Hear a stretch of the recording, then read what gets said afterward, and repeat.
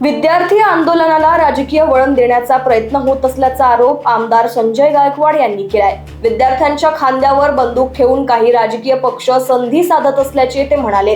नीट paper फुटी प्रकरणात केंद्रीय शिक्षण मंत्री धर्मेंद्र प्रधान यांचा थेट संबंध सिद्ध झाल्यास त्यांच्या राजीनाम्याची मागणी योग्य ठरेल असेही त्यांनी स्पष्ट केले। विद्यार्थी हे देशाचे भविष्य असून चर्चा आणि संवादातून प्रश्न सोडवावेत असे आवाहन त्यांनी केले। तसेच विद्यार्थ्यांना अतिरेकी किंवा दहशतवादी म्हणणे चुकीचे असल्याचेही त्यांनी नमूद केले। चुकीचं आहे, परंतु खांद्यावर कोणीतरी मागून बंदूक ठेवून विद्यार्थ्यांना आंदोलन वेगळ्या दिशेने नेण्याचा प्रयत्न करून राहिलेले आहेत। याच्यामध्ये आपण पाहिलं की उभाटा पार्टी आहे, याच्यामध्ये उमर अब्दुल्ला जम्मू काश्मीरचे ते आले, अखिलेश यादव आपलं ह्या उत्तर प्रदेशचे माजी मुख्यमंत्री आले, आणखी राष्ट्रवादीच्या पार्टी मध्ये आली आणि याच्यामुळे या विद्यार्थ्यांचा मूळ मुद्दा बाजूला सरून आता या राजकीय पार्ट्या याच्यामध्ये संधी साधण्याचा प्रयत्न करत आहेत।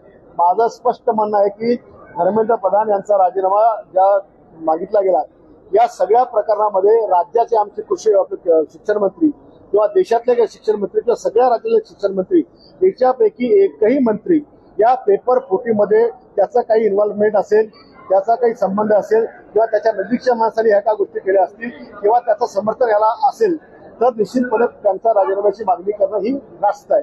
परंतु कुठलाही संबंध नसताना अशा प्रकारची मला काही योग्य वाटत नाही। आणि ज्या पद्धतीनं काही नेत्यांनी या विद्यार्थ्यांना सांगितलं की हे आतंकवादी आहे, तर हा विषय विषय आहे। ते विद्यार्थी देशाचं भविष्य आहे, आणि ते एक वेगळे स्वप्न घेऊन त्यांच्या आयुष्याची वाटचाल करत आहेत, परंतु त्यांची स्वप्न भंग होताना दिसतात आहे आणि म्हणून त्यामुळे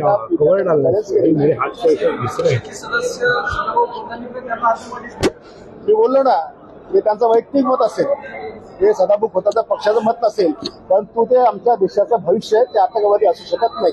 परंतु आता त्यांनी सावध राहिलं पाहिजे की वेगळ्या शक्ती याच्यामध्ये येऊन राहिल्या आहेत आणि या शक्तीचा वापर कोणी इतरांनी घेऊ नये याची काळजी त्या विद्यार्थ्यांनी घेतली पाहिजे। Bureau report, Lokvahini media, Mumbai.